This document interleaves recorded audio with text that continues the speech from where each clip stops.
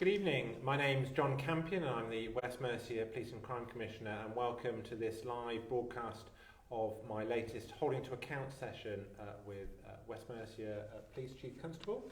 I'll let my colleagues introduce themselves to start with, and then we'll set out what we're going to do in today's session.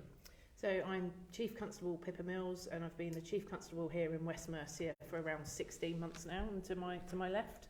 I'm Alex Murray, I'm the Deputy Chief Constable, and I've been here about 4 months.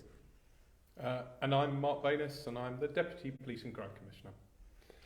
I'm not entirely sure why we haven't all declared how long we've been present, but really good to see you all here today. And we're going to run through a process called holding to account, which is part of my statutory duty as the public voice of the public in policing.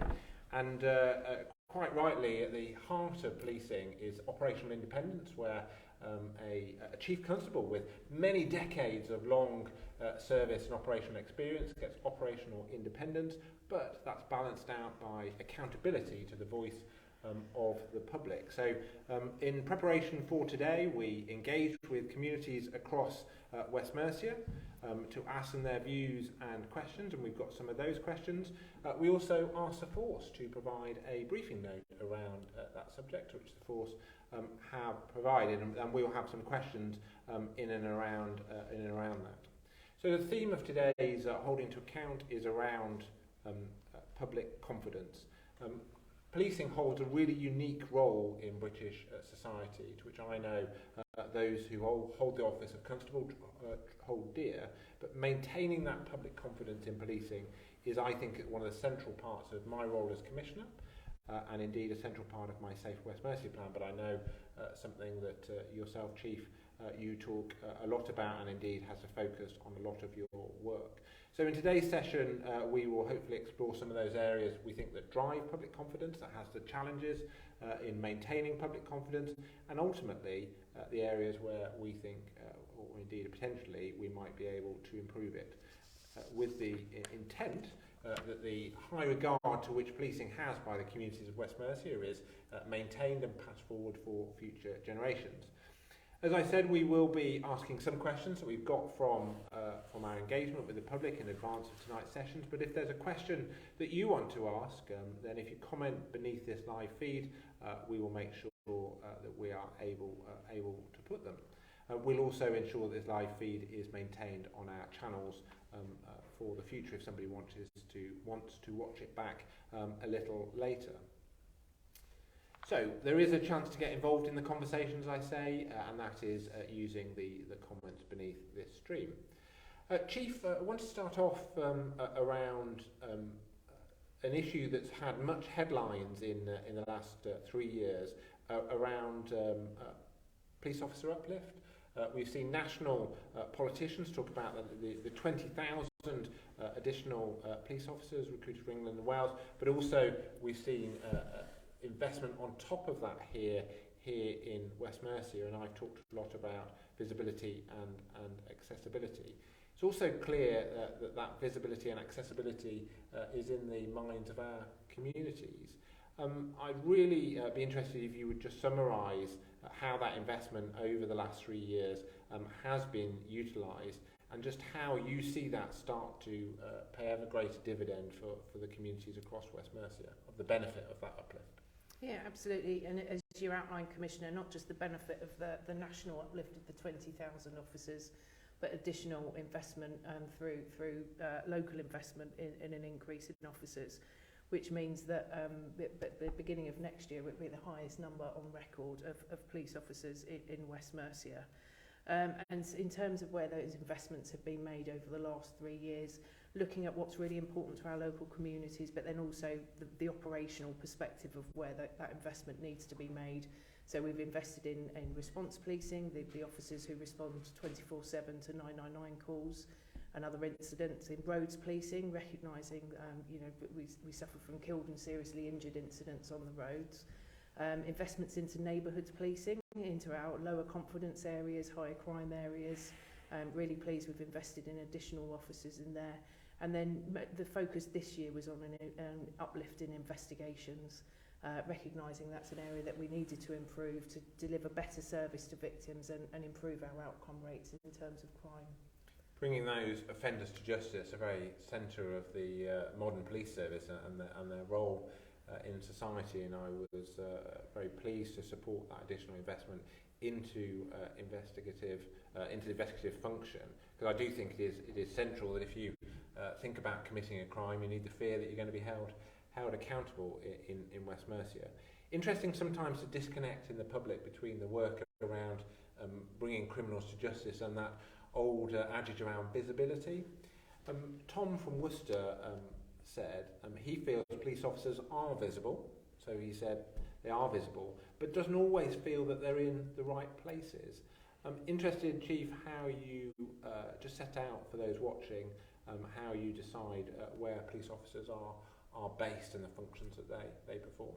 So a lot of it's driven by our estate. So we have a good provision of estate across the busy areas across the 3 counties, and then also where we have a gap in our estate provision, and we're exploring opportunities to share locations, whether that's with local councils, whether it's with fire, and so we've got several shared locations across the 3 counties.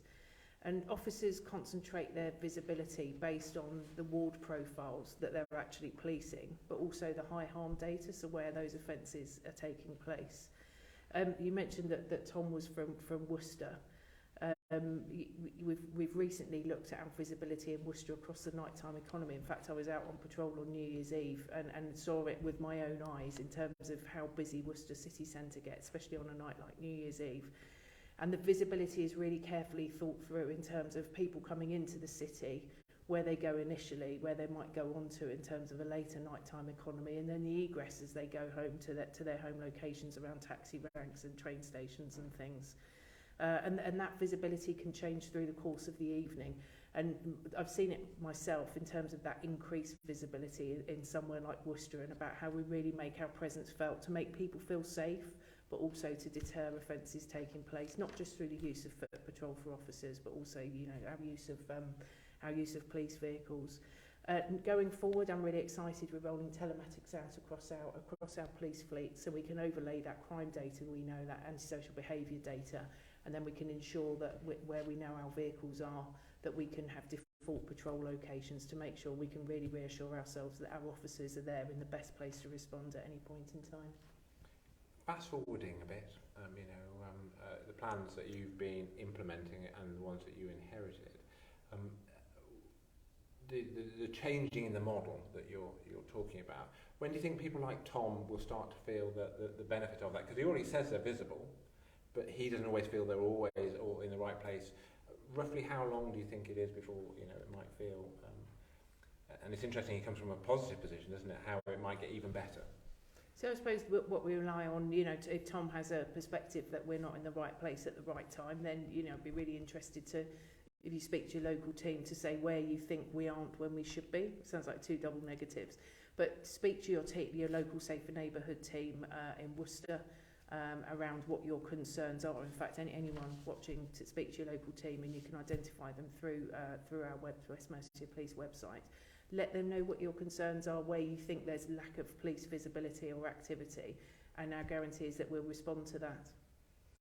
So you mentioned about accessing them directly. West Mercia Police advertise all their Safe Neighbourhood teams, names and direct access mobile telephone numbers and email addresses on the Neighbourhood Matters website, where somebody can just pop into their postcode and it brings up their local teams, and they can sign up to the newsletters as well about the local issues in their environment. And I'd absolutely urge anybody in their local community that wants to know a bit more, great place to get that information. Chief, I just wanted to move on to another area that the public talk about in terms of around the additional officers, particularly around antisocial behaviour. You talked about investigators, but antisocial behaviour is still a big post-bag issue raised with me. You touched on a little bit about problem solving and others. Just how will those additional resources start to address things like antisocial behaviour that might have blighted communities for a very long time? So I was really pleased when I arrived as chief that we'd launched a local policing community charter, And a year on, I instigated a review of that to see and what the great thing about the Charter is it sets out what the public can expect from us, and more importantly as well, sets out to my organisation what I expect them to deliver for the public. And one of those is that every 3 months that they go and speak to local parish councils, and one of the new initiatives is other groups to understand what their local concerns are, do something about it in the preceding period, and then go back and give that reassurance around what we've said we would do, that we had done it. And I think that understanding the concerns of communities, whether through the local parish councils or other groups, people reaching out to us, through our website, picking up the phone, calling us, letting us know what they're concerned about, going to one of our regular Safer Neighbourhood team engagement sessions and talking to your local officers about your local concerns, and really building that confidence that we'll deal with those issues that are a problem for you. Thank you, Chief. I'm going to move on to a big subject that's been in the headlines, particularly in recent days, but has been a feature in the headlines for the last couple of years around police conduct. Mark's going to ask a question, and we've also got some interaction from those watching as well. So if Mark shares his question and then nuances in what the two watchers have been saying, who are watching at home. Yep. Thank you, Commissioner. Chief, there's been a number of significant high-profile cases relating to police corruption, racism and misogyny across the country. How can you reassure the communities of West Mercia that the police can still be trusted to keep them safe? I want to just mention the two questions that we've had in this, because they're all linked to the same subject. They are. Paul in Worcester has also asked about what about the police that are corrupt, and I guess the question is there, how do you deal with them? And we've also got another one from Tom in Worcester, who wants to know, do you believe our force does have organisational cultural issues? I'll hand over to the DEP for the detailed answer, but I have to say to both Paul and Tom, I do believe that there are issues in West Mercia Police, but we're not unique. I think there are issues in every force in the country, and I've got a clear commitment to weeding out those elements of corruption from my organisation. The Deputy Chief Constable on my behalf is the appropriate authority for the force, and so maintain the standards, the professionalism and the discipline standards for the force. So if I hand over to the DEP, who can talk you through what our approach is. Thanks, Chief. Yeah, we as a force have invested substantially in our professional standards department. They deal with complaints from members of the public, also things that we discover, but within that we have an anti-corruption unit that proactively looks at all our officers and police staff and understands if there are levels of corruption there. Now, traditionally, when we think about corruption, you might think about an organised crime group infiltrating the police.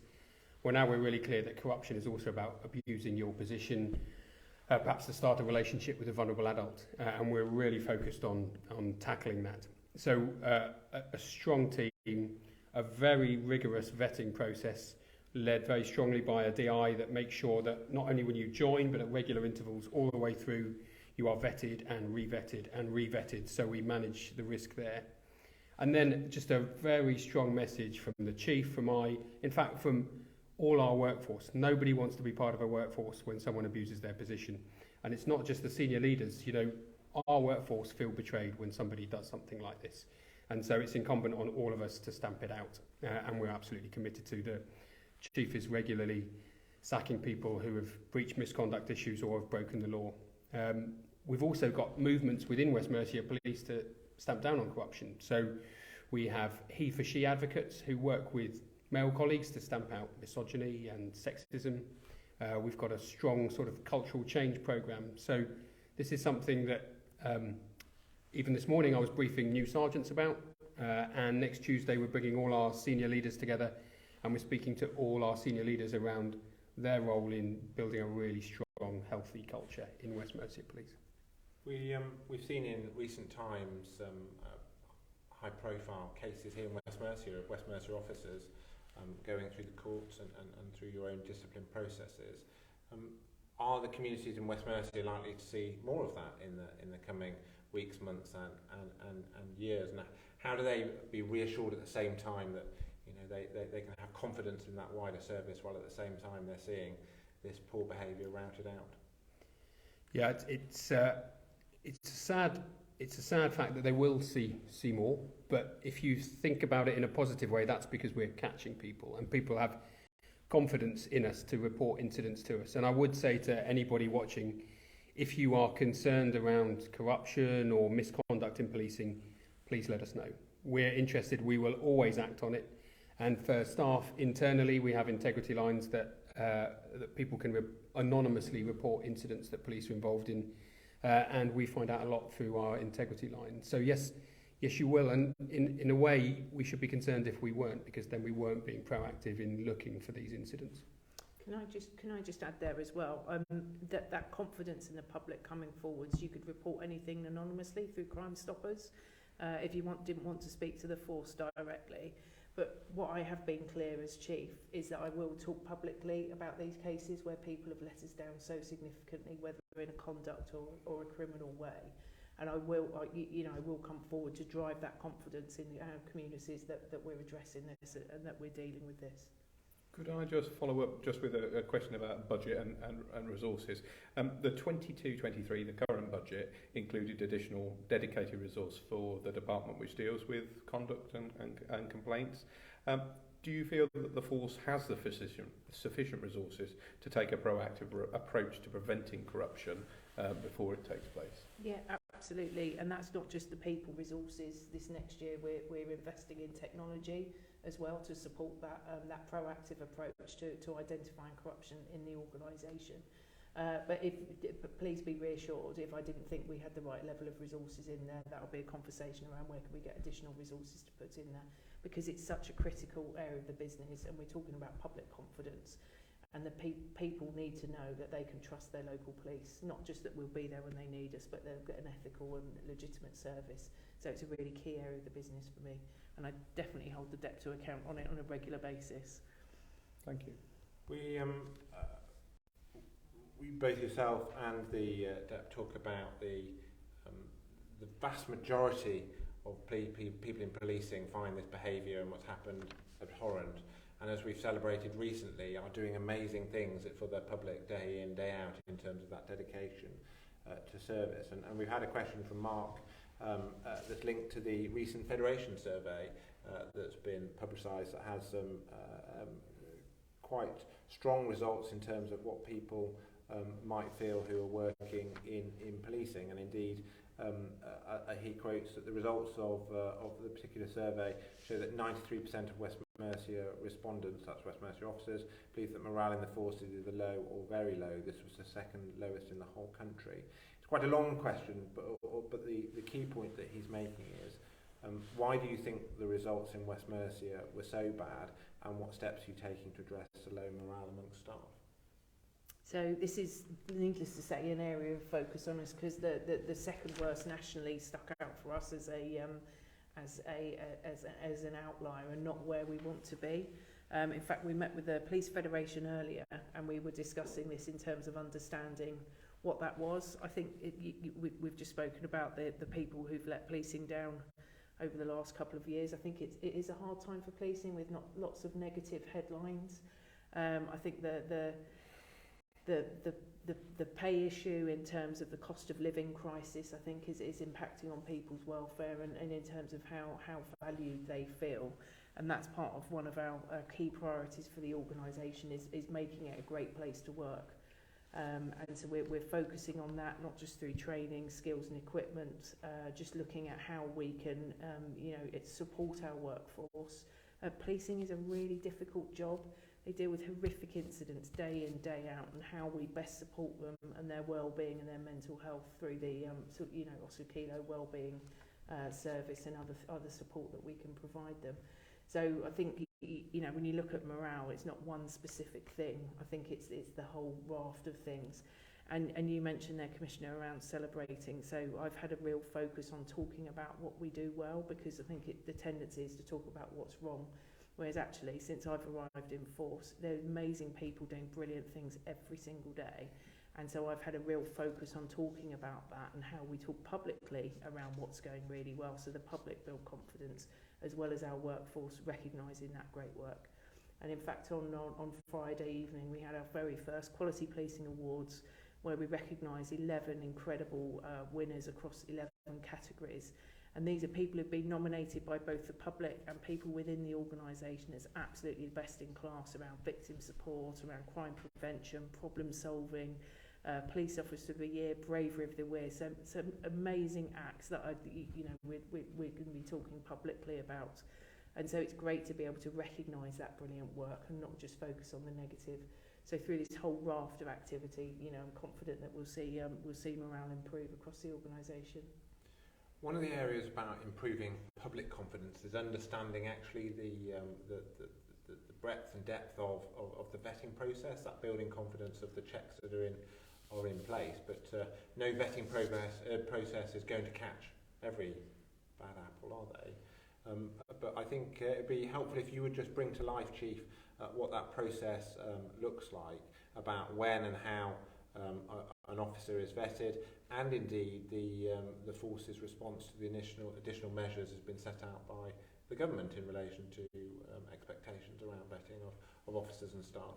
Yeah, absolutely. So anyone applying to join the organisation, once selected, goes through a vetting process, and that looks at employment history, criminal record, intelligence, and all of those things that are known about an individual in order to make a decision as to whether or not they reach the ethical standard to become a police officer or a member of police staff in the organisation. As you pointed out earlier, that's a single point in time based on information that is known. And so we really actively look at information that comes in throughout somebody's career to make sure they're still displaying those ethical standards. Those are done at routine checkpoints throughout a career, so you re-vet somebody, it's called, and I'm really pleased we're up to date with our re-vets in a way that other forces aren't. And also whether there's been a key piece of information that's changed. So, for example, if somebody has been subject to a conduct procedure, that triggers an automatic re-vetting process to check that they're still suitable. Because, being a police officer or a member of police staff is a huge trusted position. You have access to information. And so it's making sure that their standards are at the right level to be able to hold that vetting and have that privileged position. The force gets inspected by the independent His Majesty's Inspector of Constabulary and Fire and Rescue Services. They recently focused on vetting. And I think the overall picture is pretty positive in terms of the West Mercia's approach. How do you ensure that it keeps that way? How do you ensure that that more positive picture remains the same? So by checking and by rechecking, by building that resilient organisation that the DEP spoke about, by building that community confidence to report if something's wrong, and by making sure that we're ahead of this because it's too important not to be. We see the damage it causes when somebody commits either a criminal offence or misconduct. We see the damage that has on our relationship with communities, and so it's far too important to not do that. The next question is from Rose, again from Worcestershire, and it's actually around the implications of what drives from officers' poor behaviour, as in the fear that's created. And her question asks about what should she do as a female on her own driving at night if she's stopped by a lone police officer and asked to get out of her car. Well, I'd like to thank Rose for the question, and it's worth stressing that police officers join the job to help people, help victims of crime. Violence against women and girls is a really high priority to us, and so they are really well attuned to that vulnerable position. So a plainclothes officer in an unmarked vehicle stopping someone, a lone female, is probably a very, very, very rare circumstance, one you probably can't prescribe for. And what I'd say to Rose, if in eventuality that does happen and you don't feel safe or you feel worried, and I'd say that to anybody, just ring 999 and we'll call. The officers have body-worn video cameras. They put logs on, so we can just say, okay, there's an officer who stopped me, and we can check to make sure that that's okay. But it is unlikely, and if an officer is on his own in plain clothes and stops someone, if it was me and it was a lone female, I'd immediately say, please could I have another officer with me? Because they'd understand the predicament that Rose might find herself in.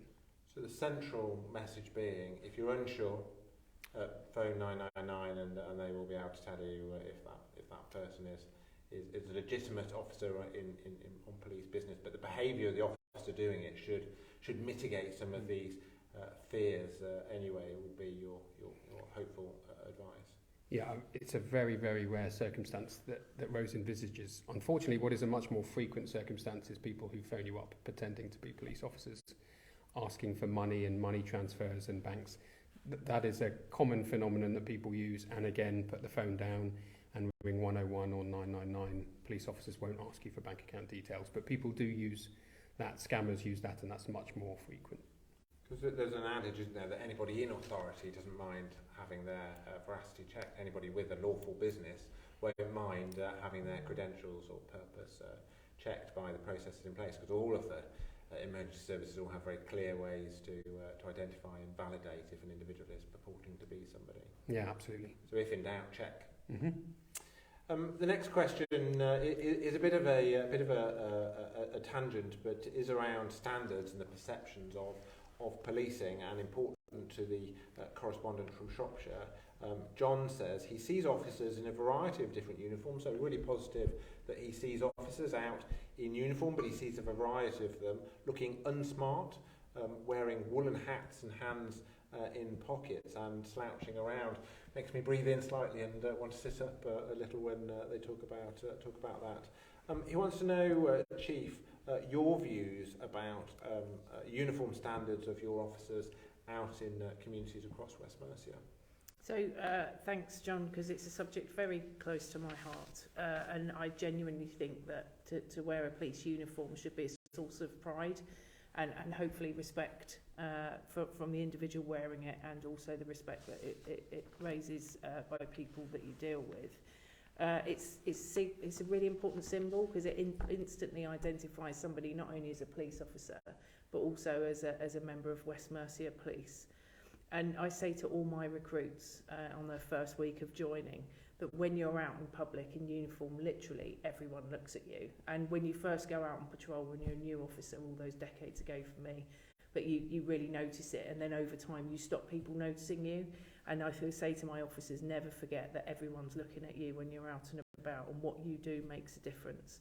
I was in Telford this morning speaking to a group of officers, and I walked into the venue, and it was a non-police building where it was, and I forgot I was wearing uniform, but everyone looks at you when you're in with uniform, when you're walking somewhere, and it's that constant reminder of it.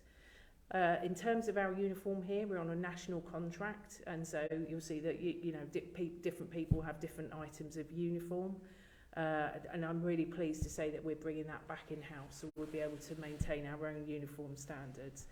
Since I've arrived in force, you'll see a lot more hats being worn, because I don't talk about police hats, but I think that they're the thing that set us apart from other, community safety wardens, private security. And I think, the custodian, the beat helmet is a really important signal, along with the bowler of standards in British policing. So you mentioned woolen hats and hands in pockets. It has been quite cold recently. They are issued police hats, so it's obviously an item of issued police uniform. There is an element of personal choice around what pieces of uniform they wear at certain points. But I'm really clear with my officers around the standards of the uniform that I expect them to present when in public. Thank you, Chief. You want to take us into the next area? Yeah, thank you. The next one's really about police response to incidents. Paula from Worcester asked, having moved to the area recently from somewhere else in the Midlands, she now hears about armed police attending incidents more frequently, making her feel unsettled. I wondered, Chief, if you could provide reassurance about the use of firearms by officers. Yeah, absolutely. So just to reassure Paula, there's a really strict criteria for the deployment of officers in an armed capacity. There's a full command structure in place, whether that's an inspector, superintendent, and ultimately, a senior officer overseeing it. And that's for the safety of the public and obviously the officers involved. We haven't increased our armed officer numbers. I spoke earlier around the areas that we'd increased our capacity in. We haven't increased our armed officers. We have seen slightly more armed deployments, but that's in line with the national picture. and that's because we've got better at responding to things like knife incidents with the appropriate response, which is officers who have access to firearms if they need them. But I think what's really important to say is that we don't have this team of firearms officers who sit at a base waiting for a firearms call to come out and get deployed. So our officers who are armed are also roads policing officers, and so they may be responding to other incidents, not that are not armed incidents. They just happen to have access to firearms with them. You'll see that they've got they have higher levels of training, so they have higher levels of first aid training, so responding to incidents there, and so basically they're responding as police officers first, who just happen to have access to an armed capability. But if they're deploying in their armed capacity, it's with that reassurance around that whole command structure in place. Thank you. Jane from Worcester says that she's reported incidents of ASB in the city centre and felt the process was too long, with a lack of communication, and indeed felt that there wasn't necessarily the police action. She asks, is that normal, and if it is, why would it be the case? Thanks. Well, welcome the question from Jane. And yes, you can report ASB in any number of, through many channels. You can report on 101, you can go online, you can speak to a neighbourhood officer, and we treat ASB really seriously. And if a crime has been recorded, we'll report the crime, and you should be updated as a victim of crime.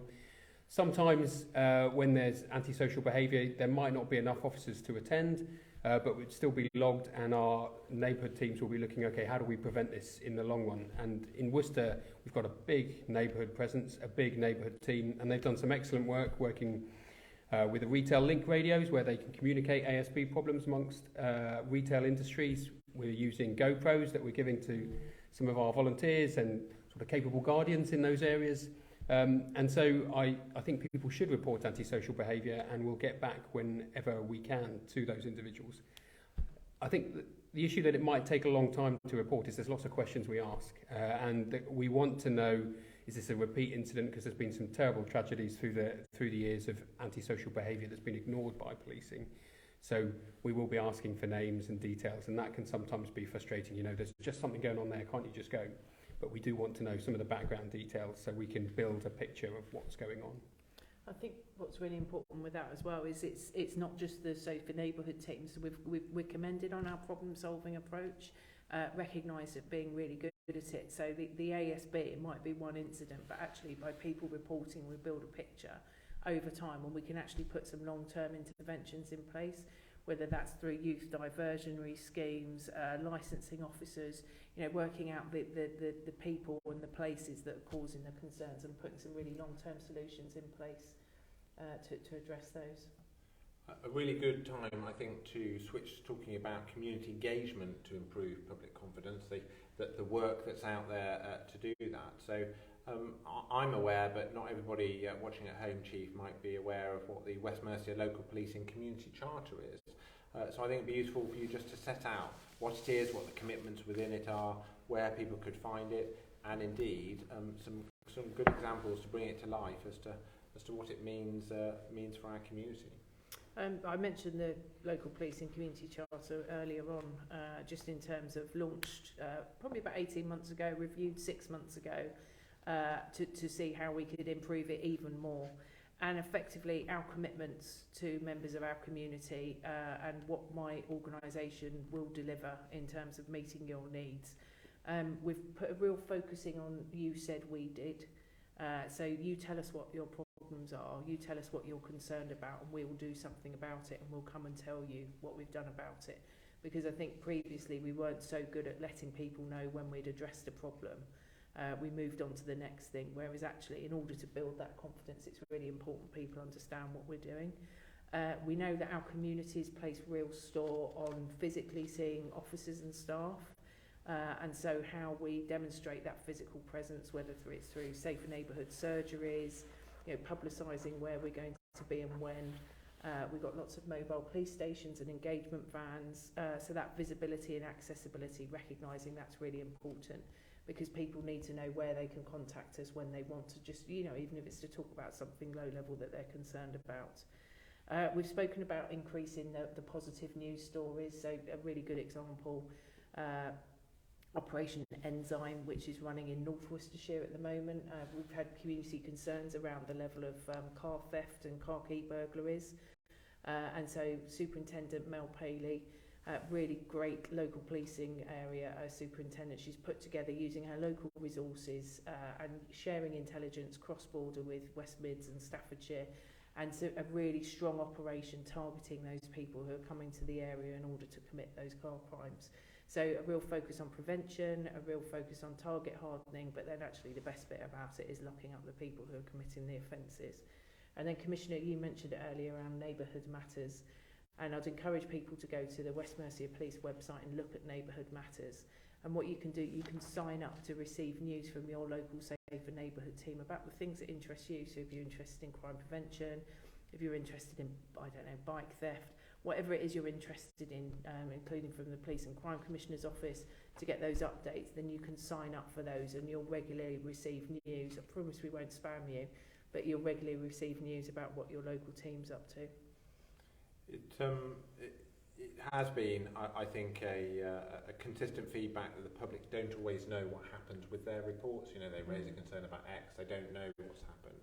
In my privileged position as Commissioner, I probably do know more than the average person would in terms of what the police are doing around certain incidents. Have you got an assessment as to you know, how far we've come in terms of giving feedback to communities, and also where's the next big step forward in closing that loop of going back to the public to say, you've raised the concern about around the issue, and this is what we've done about it? Because you're not the catch-all of everything, are you? You don't have the ability to solve all issues or to you know, fix every problem. But how do you ensure that information is ever greater passed back to our communities?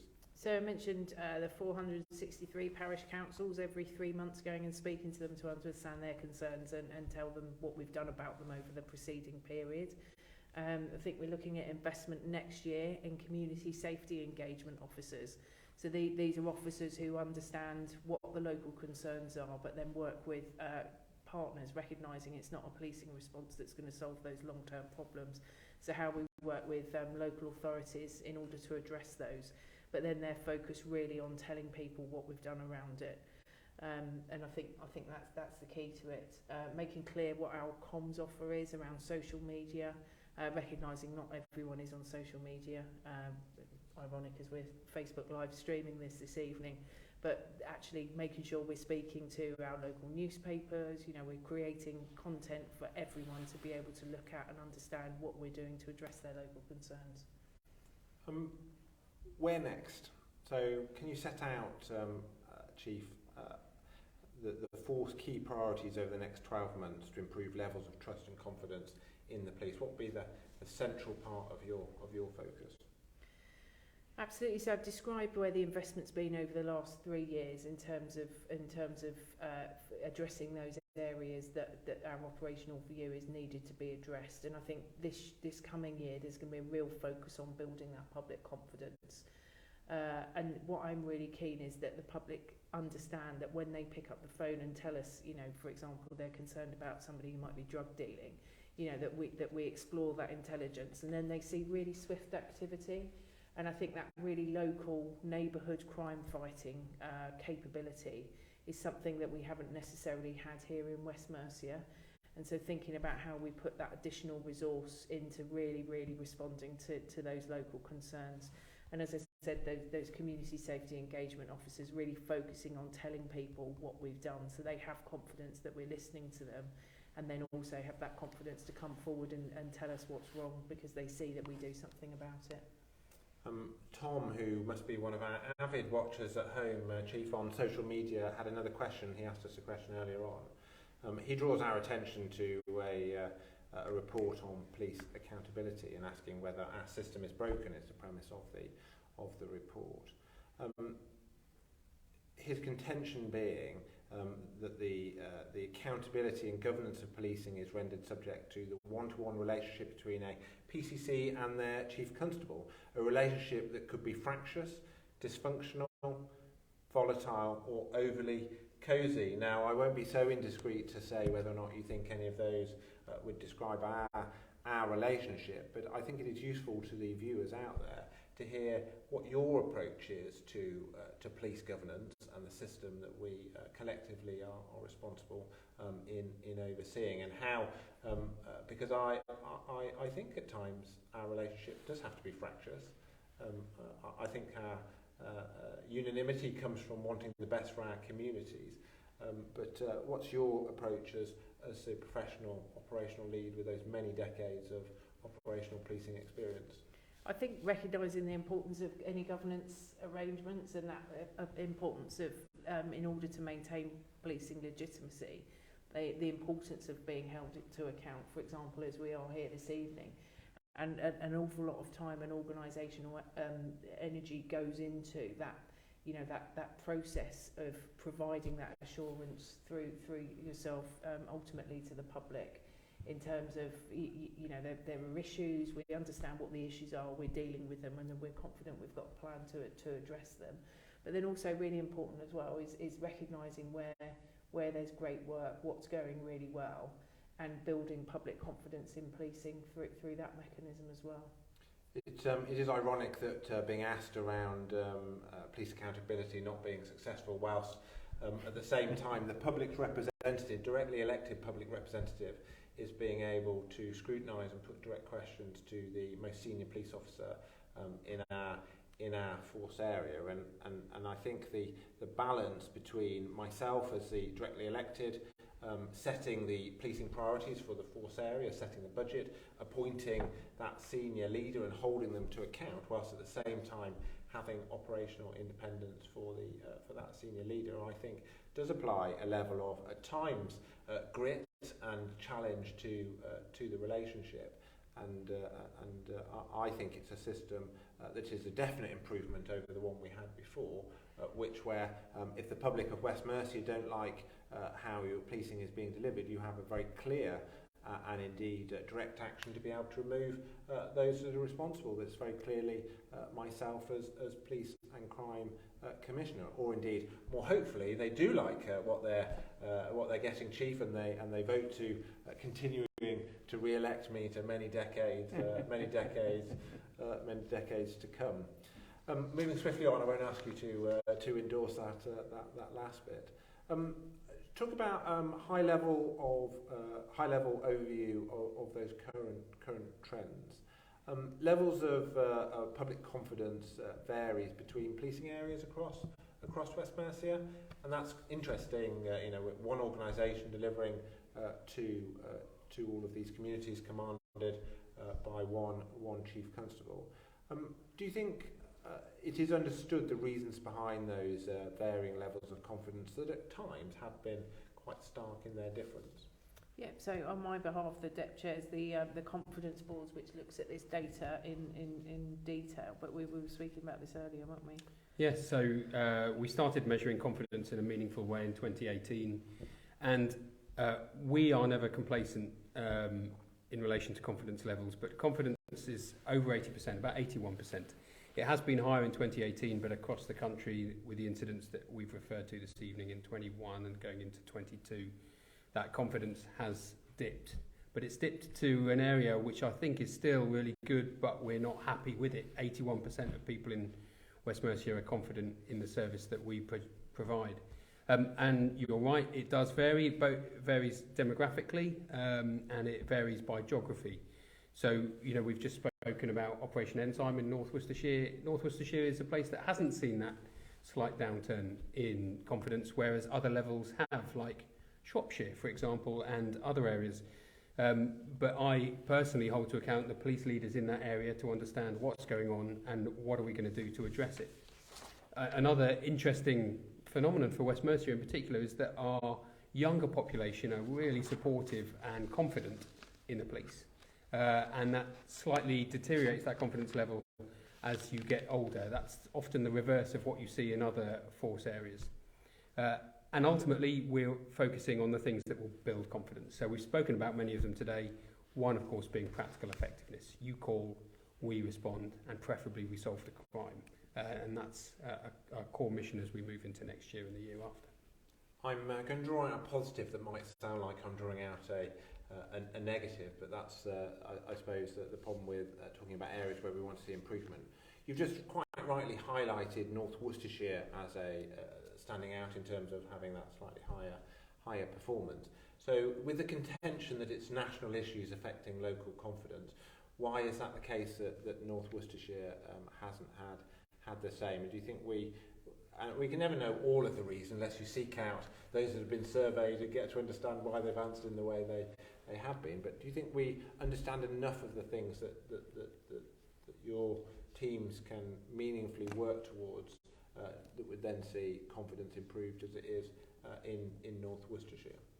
So there are lots of free text boxes, and people can speak around, well, why do you feel confident and why don't you feel confident? And they are things that we dive into in those particular areas. And also, because we're limited with budget, our sample size is one that it does vary and go up and down, so we have to be cognizant that we don't respond to artificial trends. And ultimately, there is a lot about visibility and there's a lot about practical effectiveness. And for example, at the moment in North Worcestershire, again, as the Chief mentioned, there's a lot of car criminals have been caught recently, and it has one of the highest detection rates of vehicle crime, which is a particular problem in North Worcestershire. And so that's beneficial. The geography of North Worcestershire and the demographic is slightly different to other areas where they're much more spaced out. Visibility is much harder in an area like Shropshire, but just because of its significant size. And it's harder to be visible over such a wider geography, even though the crime level in Shropshire, for example, might be slightly lower than it is in North Worcestershire. So we spend a lot of time diving into each of these factors with the particular borough leads to say what's going on and what can you do to address it. But many things like the charter that we've described and some of the targets we're creating for our team help build that confidence. I think we understand what the drivers of confidence are as well. So there's specific questions around, how ethically and legitimately our communities feel we use stop and search as a tactic, and I'm really pleased to say high levels of confidence there. The levels of confidence around our dealing with, if a complaint was raised or professional standards, and again, really high levels of confidence there. And I think the two key things are about people feeling informed about what their local police are doing, but also that their local policing understand what their local problems and issues are. And we've spoken about that a lot over the last half an hour or so. And that is our real focus, that our communities trust that we understand what's concerning them and that we're doing something about it. The communities are as diverse as of all communities, and our part of the UK is no different. I'm just interested, finally, Chief, if we can, to how you would ensure, as Chief, that all of our communities can have confidence, and how your work might not only address some of the easier to reach groups, but also some of the seldom heard groups. I know you made reference to young people a while ago, but what about those communities who might not necessarily be heard? So great engagement activity going on across the force on a daily basis. I've got schools officers working with young people. We've got independent advisory groups, both geographic and then specifically around underrepresented elements of our community. I'm really pleased in terms of how my local police leaders understand new and emerging communities, seasonal workers coming in, and about how we tailor our policing services to meet their needs. We've spoken about the great work that goes on across the force, and my job is to make sure we're putting the things in place to amplify that, to continue to build that public confidence in what my brilliant officers and staff do every single day. Thank you. And the brilliant communities across West Mercia are very grateful for their police service in the whole, and having those levels of confidence is a positive. And they are statistically significant, those surveys, and I think they are a very useful guide for us to be able to measure public confidence, because I know in my work with the communities they have high standards expected of their police service, but they also have high levels of confidence. And my job as Commissioner, I think, in my legacy, is to ensure that it's passed in an improved position. And I would hope, and I know you share my aspiration to ensure that that is the case. Chief, I'd like to thank yourself and Alex for joining me today in taking not only my questions but also some of the questions of those of you that have submitted to home, and thank you for those that have submitted in advance and indeed have submitted them during the discussion this evening. There are lots of opportunities to ask questions. All of my details are on not only my website but my social media challenge, but also, as you've heard from the Chief Constable, if you have an issue for your local community, on the Neighbourhood Matters website, that will put the link in the bottom of this broadcast, you can get in direct contact with your local policing team and discuss with them your concerns. Really grateful for you listening and taking part, and for me, I want to make sure we continue to deliver those aspirations for a safer West Mercia.